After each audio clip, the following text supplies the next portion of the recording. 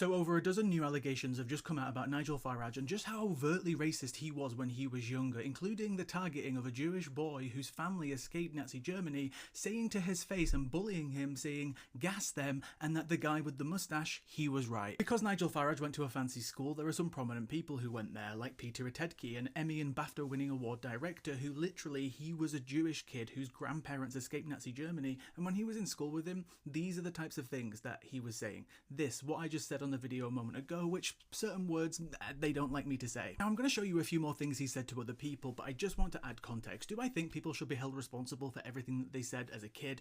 Absolutely not. No, people learn, people grow, and people get better, but when somebody is constantly, throughout their entire life, being accused of being this type of racist, being this type of person, and that person has power and might be getting more power, they need to be held obviously to a higher standard. When a few years ago you've got a journalist getting their hands on a letter from a teacher from his school saying that Nigel Farage should not be nominated as a prefect because he has publicly professed racist and neo-fascist views in school, do you know how bad things have to be for a teacher to say that a 17-year-old is a literal neo-fascist? And again, here's a laundry list of evidence for all the people who are just like, oh, he was a kid. Do you know how many UKIP candidates over the years, 1, 2, 3, stuff like this, like Holocaust denial, UKIP party literally using propaganda from this period? Back to the new allegations, as I said, there was over a dozen, and other people said that they heard him multiple times targeting bully people and say stuff like these words here.